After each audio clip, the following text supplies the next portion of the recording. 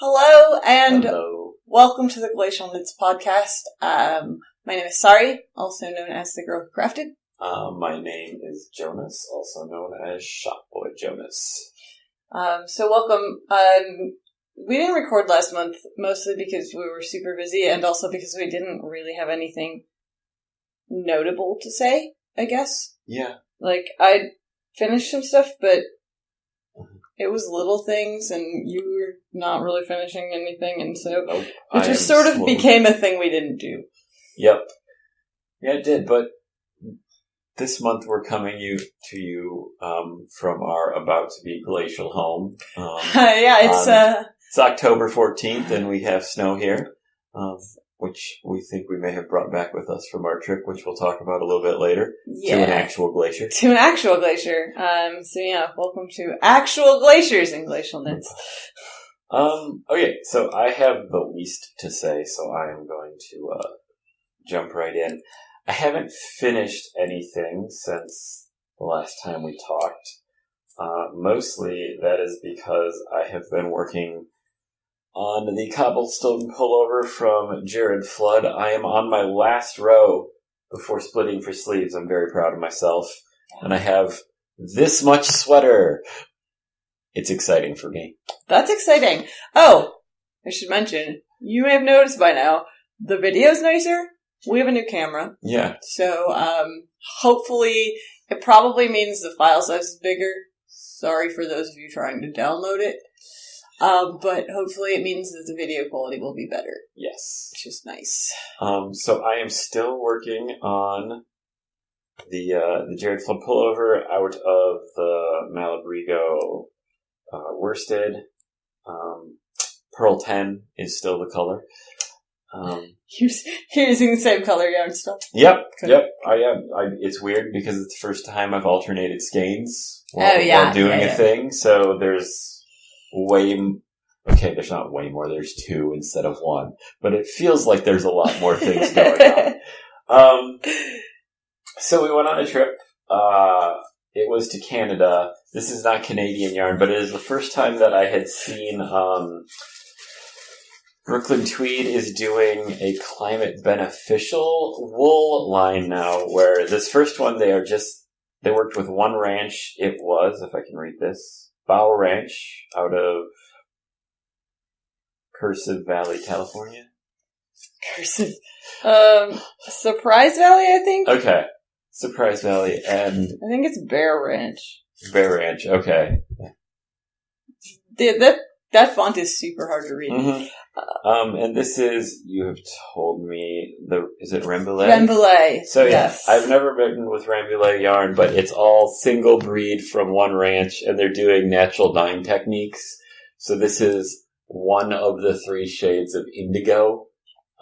There was a shade that was nearly white, this kind of medium blue, and then the kind of like blue jean denim, dark blue. And I am going to make the I Was a Teenage Mutant hat from, did I write it down? Yeah, Alex Tinsely. Yeah, I was like, I know what book it's in, but I didn't remember. Alex Tinsely. It's in your Doomsday Knits book, yeah. But yeah, we're in hat country here, so I'm just going to keep knitting hats. And that's the thing I'm going to work on after I finish this, or... Well, you swatched for that other hat too, so... Oh, right, I did. The mint chocolate chip hat, but I shared that last time. Yeah, so it's just, I guess you can decide which hat you're doing next. It's true. It's true. I'm a person who can wear a palm now, I feel like. So, like, maybe I'll make the mint chocolate chip hat, or maybe I'll make this one. Probably depends on that other hat's yarn is not going to be as warm as this one. No, it's not, but... So we'll see. That was definitely a yarn made for people who live in, like... I don't know, I'm going to say, like, southern Illinois. Yeah, places where they have, like, not like California, winter. But, like, places where they have winter, but not like we have winter. Like, we have winter. Yeah, we have the deep, dark cold. Sorrow of the soul. Indeed. But yeah, that's the only yarn that I bought on vacation, and that was really only so I had something to do. That's not true of me. No, it is not. You should talk about what you're knitting and then share your yarn. So, first thing I'll talk about is, and you haven't seen it at all, is the Irina sweater by Cecily Glowik MacDonald. It's out of Quince Co. Their sport weight. I think it's Chickadee. It's this color. The whole sweater's done. This is as much as I have left. This is like most of one ball. It took 6 1/4, I think, for the smallest size.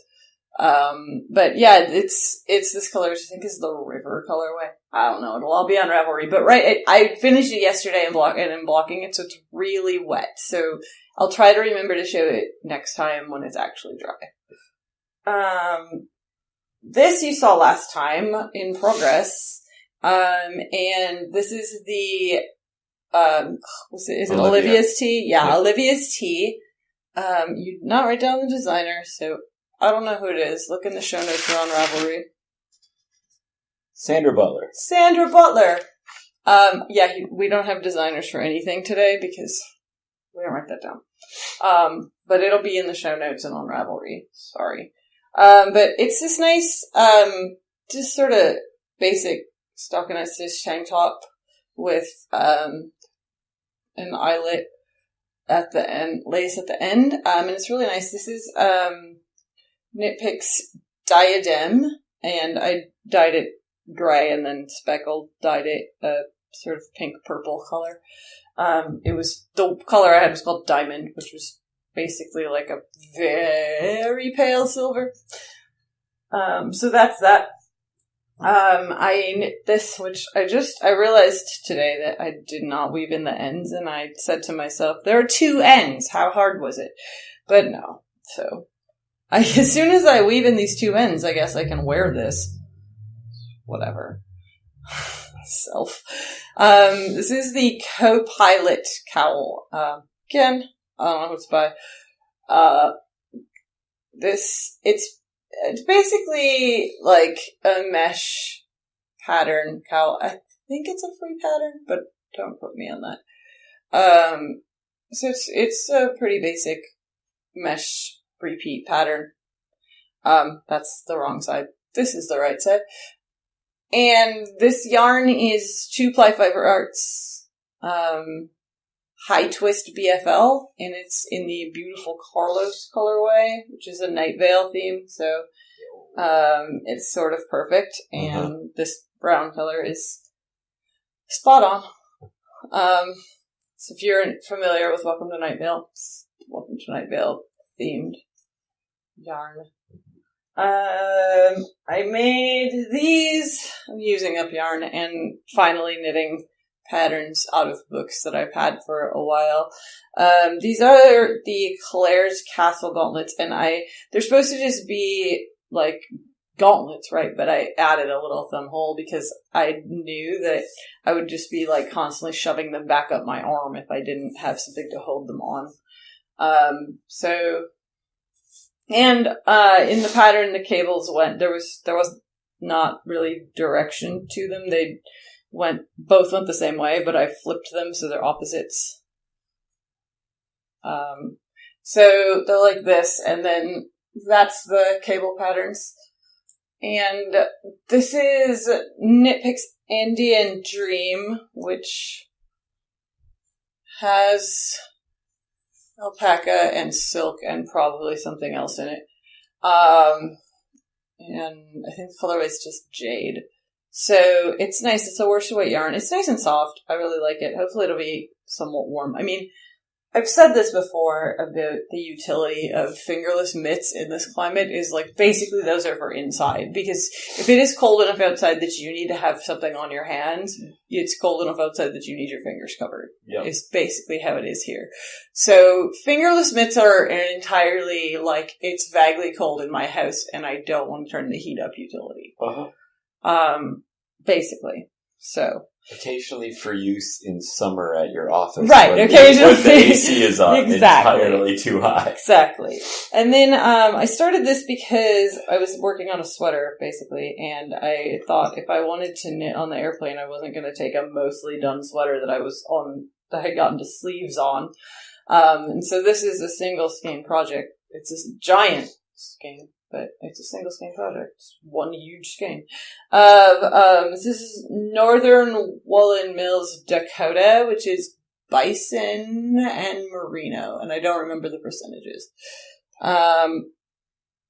But it's the Descent Cowl is the pattern, and it's basically got this sort of like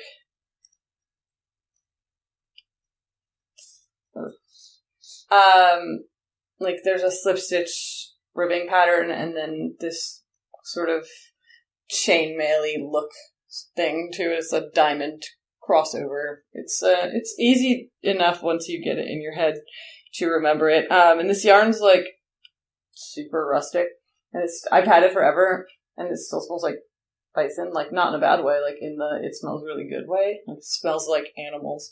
But every time I knit with it, there's like little bits of hay and things all over me. So, and it's very rough spun. So it's like, there's like big thick places like this, and then really thin like this. And I don't mind any of that. It just gives the yarn character. It's, I think it'll soften up with washing, and it's not like super scratchy. I think if you were sensitive to hair and things like that, you would find it a little bit irritating, because it's definitely not as soft as most things, I guess. But it's nice, and I like it, and I bought it because I wanted it to be a cowl. So, yeah. I intentionally planned on putting it by my face. Mm-hmm. And I thought it was about time that I did that, and that bison yarn seemed appropriate for life as it is right now. The other thing that I am currently working on, which I'm in the middle of a row, it's not the smartest thing I've ever done, is this. And I know you're probably thinking, oh, you're making a blanket. I'm not. It's a cardigan. This is the Banff cardigan, B-A-N-F-F, as in the national park in Canada, which is a place that we were very recently. Yes. And that's why I decided to knit this, and it is, as you may imagine, an oversized cardigan. So this is not the full cardigan. This is like the back almost up to the place that you shape for sleeves. So I'm essentially making like a couple blankets, I think. But I like it. It's just seed stitch and cleverly thought out and warm and snuggly. And this is the yarn which I purchased on vacation. Yeah. And I'll talk about. Probably time to do that now, isn't it? Oh wait, I swatched for the Pendragon socks. I did not bring that yarn over here because I swatched for them and then didn't do anything about it. So it's hanging out. I'll show it to you whenever I get around to starting socks for real. Okay. Alright. All the yarn. Time to talk about all the yarn. So, I bought 7 skeins of this for this cardigan. 7. It's worsted weight. So, there you go. This is Ancient Arts Yarns, and the base is Lascaux. It's French. Lascaux. It's super cool wool breeds. Like it's 25% Manx Lachtan. I looked it up. I think that's right. It's Scottish. And they're super rare, and you can only find them, I think, on, did I say Isle of Skye? Yeah. Yeah, I think so. In Scotland is like there for a while. That was like the only place these sheep would live. And they were getting really, really rare. And then also 75% Punta Arenas wool, which is South American. Also like a sort of heritage breed. And it's worsted weight. So this color is Syrah. Syrah. Okay. And it is hand dyed in Canada, in Calgary, actually, which is where we were. Yep. Talk about that. So that's what this sweater is out of, is that wool. And it's ridiculously soft. Like, it's very squishy. I really enjoy squishing it. Have you not? The seed stitch just makes it like the squishiest. That's very nice. Because it feels like in the skein, you're like, oh yeah, it's like decently soft wool. It's not like the softest. And then you like knit it into this seed stitch and you're like, oh, I see. So yeah, I have 7 of those. This is basically 2 skeins is what's in here already.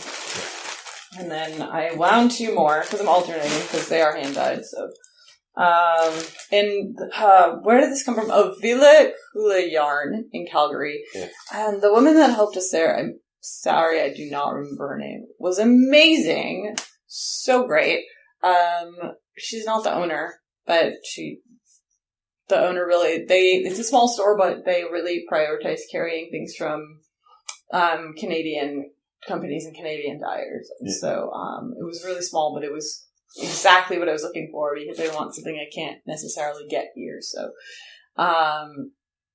these are really nice, and most of them are nature inspired and super beautiful. And we were trying to decide on colors. I mean, I was limited by the fact that I was like, I need 7.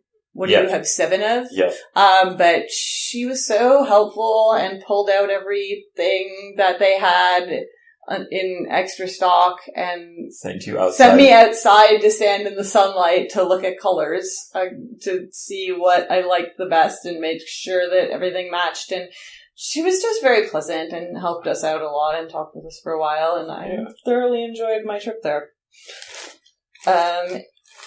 Alright, what else? Oh, this is also from the Hula Yarn, their store. This is Artville, which I guess is a sort of big brand. Like, I don't want to say big brand, but they also hand paint things one skein at a time, but are in Canada, and they had quite a bit of their yarn there. Yeah. I think the other store we went to had some as well, so. Yeah, we'll talk about that. So yeah, this is also Canadian, and this is, I'm trying to find it. I love, everything's in English and French because it's Canada. I love it. So this says hand-painted, eco-friendly, natural yarn, and it's 80% merino, 20% nylon. It's sock yarn, so 354 meters. And this color is called Stardust, which possibly is a contributing factor to why I bought it. It's also blue and brown, which is the other contributing factor to why I bought it, but it's beautiful. And I keep being, I know, and I keep, I have so much sock yarn. I'm actually, moving a bunch of things to de-stash, so pro tip, if you want to look on my Ravelry page, there's new stuff in de-stash, because I'm like, do I need these single skeins of sock yarn? No. And then what do? Buy a whole bunch more. It's fine. Don't worry about it. Also from them, and this is actually from New Brunswick, so the other side of Canada, the east coast of Canada. But I couldn't resist. Every single thing by this company that they had was beautiful. Their colors are beautiful. So this is lichen and lace, and this is 80-20 sock, so it's 80% merino, 20% nylon, and it's also 365 yards. Oh, it's a little more than the other one. That's fine. This is called Faded Rose, and it's this amazing peach color, and I couldn't not buy it, and I actually probably could have bought more, but I was, at this point, this is the second yarn store we had been to that day, and I had 7 skeins of worsted weight yarn and some other yarn, and I was beginning to grow concerned about space in my suitcase to bring yarn home. Yep. Or I would have bought a lot more of it, because it was all beautiful. Highly recommend if you are able to look at their site. It's lichenandlace.com. Gorgeous things. Okay. The first place we went, in reverse order, is, and this is where Jonas's yarn came from as well. I have one, but we'll talk about it. With Stash Needle Arts Lounge, which has a store I had heard of, even not being in Canada. So I was like, this store must be, is this like the Stephen B of Canada? Maybe it is. It was a decently big store, and actually in a way it is. I guess they just moved into a new location in, Inglewood, which is a pretty cool neighborhood in Calgary. Yeah.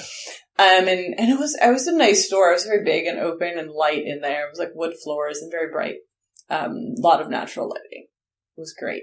But they had a lot of things it was a little weird because it was great stuff. It was yarn I love. It was Malabrigo, and they had Giant wall of Brooklyn Tweed and they had quince. And it was so weird because it was like all of these like, oh, I love this yarn because it's made in America and like milled here and like using the US mills, but it was super weird because I was in Canada, so I was like,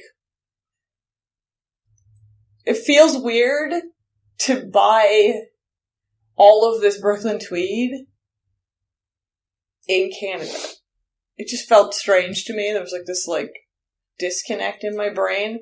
But it was a nice store, and I'm sure if you are the sort of person who cannot get those things where you live, or in the case of them, live in Canada where Brooklyn Tweed isn't necessary. I mean, not that Brooklyn Tweed is in every store in the US, but it's in a lot of stores. More and more places are carrying it. And so, when we have a place here, I can go get all of that. And so what I was looking for was more of the Canadian yarn and everything. But Stash is a great store. It's, if you're looking for like, just a good solid yarn store, that's a great store. The lounge area was nice. Yeah, they have a nice lounge and you can hang out in it, and it was just very welcoming and great. So I did find some things that are from the area. So this is hand dyed in Calgary, and it's poppy yarn. So that's their little logo. And this is called Gobi Shawl, and it's 120 grams, which is sort of weird. But it's 523 yards. It's a single ply, 65% superwash merino, 20% silk, 15% yak, which is cool, right? I like it. And they had a lot of different interesting colors, and there are a lot of like darker colors with gray muted and some nice like green colors. It wasn't like bright, vibrant colors, but it was nice like muted tones in the best way of things. And so this color is called Merry Dancers, and I bought 2 of them hoping to make maybe like a summer top or short sleeve lightweight shirt because they're 120 yards, so it's a little bit more than you usually get on one skein. So we'll see what that becomes. Something interesting. And also my skein of... So this is the Climate Beneficial Ranch number 1, same ranch. Yeah, I really think it's supposed to be Bear Ranch. Okay. B-A-R-E. Okay. It's very hard to read that font. And so it's the same ranch and the same, it's American Rambouillet. All of it is done in the U.S., Springvale, Maine, and dyed in Lancaster. And so, this is worsted weight, 220 yards. And this is called Tannin plus Iron 1. And so it's one of their sort of grays. It's like a nice brown gray color. It's more gray than brown, but it's got a little like neutrally brown to it. And so this is like, again, it's like the middle one. There was a lighter one and a darker one, and here's the middle one. So that's what I've got. And I don't know what it'll be or when it will be that, but there it is. It is good. So that is all the yarn I bought. I could have bought more, but again, I had space concerns. Turns out I was right too, because all of this like exactly fit. Yeah, we were very tight on luggage, but we got it all in. Yeah. Without breaking anything. Yeah. And so, we had a good trip, actually. Yeah. I love the city. Amazing place. There was snow, and I wasn't even mad about it. I'm mad about this snow. It's funny. Like, it's the same weather, except I'm mad about this weather, and I was not mad about this weather on our trip. No, not at all. But we drove to several places, but, the mountains and the glacier and Banff National Park and Jasper National Park and the Columbia Icefield, where there's still an actual glacier. Yeah. I think I'm going to put some pictures in, just like still pictures. We'll do a little slideshow at the end so all of you can see these amazing places. Truly gorgeous. I am very inspired. I'm hoping to make a yarn inspired by some of it. Because, the Canadian Rockies are just stunning. I go to Boulder not infrequently in Colorado, and you think, oh, this is great. Mountains, they're nice. And then you go up there and you're like, oh. So it was just one of the absolutely most awe-inspiringly impressive places I have been in my entire life. So, you talk about vacation. I've been talking forever. I don't know. Vacation was, I feel similarly. It was nice to be glacial people on an actual glacier. Glacial people. It was very cold on the actual glacier. It was. Like 300 yards away at like where you parked and like the visitor center for the national park. It was like, oh, it's like nice out. It's sunny. And then like as you were walking closer to the glacier, it just got getting colder and colder. Yeah. So it's like we had shed layers and then you're like, add the coat back on, add the hat back on. I was standing up in the sun taking pictures and I was like, oh, I don't even need a coat. And then we went down there and I was like, oh, yes, I do. Uh-huh. So that was good. But I think my favorite part was still, was at Lake Vermilion. Yeah. In Banff National Park, where there was just one area where like you could just sit and we were on a bench. And there was this, giant glacial lake. And then there were these gorgeous mountains right behind the giant glacial lake. And you could just sit there and it was quiet and just really pretty. Well, there were ducks. We were watching them for a while. Yeah. It was a nice place to be for a little bit. We were there for 9, we flew 2 of those days. So we were there for 7 days, effectively. And we just mostly, like, hung out in the city and did things, which is cool.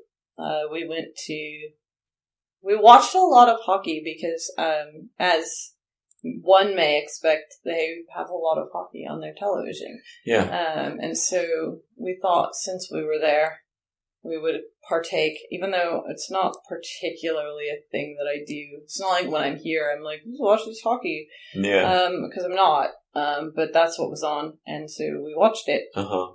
And then we went to like a minor league hockey game on Canadian Thanksgiving because it was a way to go see some of the Saddle Dome and some of the Olympic stuff from the 88? 88 Olympics, yeah. That was down there, and what else were we going to do on Canadian? Oh, yeah, it's a lot of stuff's closed because it's Thanksgiving, so we actually went to Fort Calgary, which is a nice historic site. It's near downtown, talking about how the city was established and them setting up the sort of Mountie base and the fort, and about a lot of the Indigenous First Nations stuff and how they signed these treaties, and it was well done. It was sort of it was really talking about, how these people really did come in and take advantage of the people that already lived there and tried to convince them that they were helping them and just ended up pushing them out. Yeah. And I thought,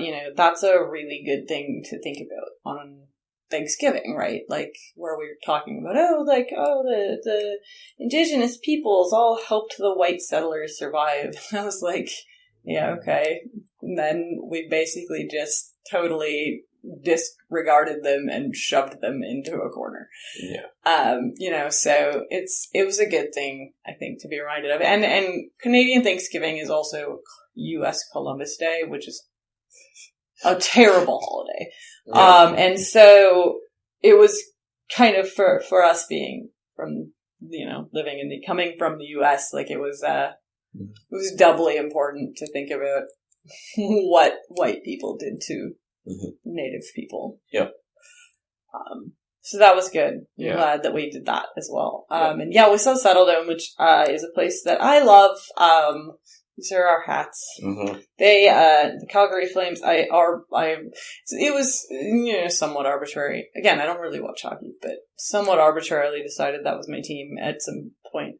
And, so I was very excited to go to the Saddle Dome because it's where they play and see, both the Olympics, like that 88 Olympics was so historical with Brian Boitano and Brian Orser in the figure skating side of things. So apparently New Camera now, although does not have the limiting factor of the 29 minutes of video at a time, now gets hot and turns itself off. So apologies if we missed anything, and I dropped some stitches, which is cool. Like quite a few. But we were talking about, they have a nice zoo, and they have pandas, which is cool, and their penguin exhibit is awesome. Yep. There's like, it's open, sort of open air. And so we had a good time. It's a nice zoo. I used to work at a zoo, and I enjoy zoos quite a bit. They do a lot of really good quality conservation work at zoos. Most zoos, not all of them. Yeah, most zoos. Yeah. So, so that was good. We drove up to Edmonton, which was like driving. I only really needed to do once. Yep. I don't need to do that again. I'm happy. I'm content. I can now, like, here I was in Edmonton. But it was a thing that we wanted to do, and so we did that. And otherwise, we were in the city. I went speed skating on the Olympic Oval, which was awesome. I'm terrible. I felt I had to convince myself that it's okay, that I am no longer anywhere near as good or as fast as I want to be. I used to skate on an oval all the time growing up, and I did like 3 laps, I think, and I was like, yeah, that's that, we're done. So I felt like, I'm really terrible, but it's been a substantially long time since I did anything of the sort, so... Yeah, so you were fine. I thought it was fine. I was fine. Jonas did many laps on hockey skates. Yeah. Which was good for a dude who, like, really just started learning to skate in earnest this year. Like, yeah, that's true. That's pretty impressive. What did I do? I don't know. Anyway, that's probably about all we have to say about anything. Yeah. We should wrap up. Yeah. But it was a good trip. I'll put some photos in at the end, and hopefully, we'll see. I have to make some time. I have some more work travel coming up next week, and then another thing, and then I'm back for the foreseeable future. So hopefully I will have a new yarn color to show you, inspired by the Canadian Rockies. And hopefully we'll have done something interesting, so we'll see you in November. Yes, hopefully we will have done something interesting, and we'll see you in November. Thanks everyone for watching. Yeah, thank you. Have a good one. Bye. Bye.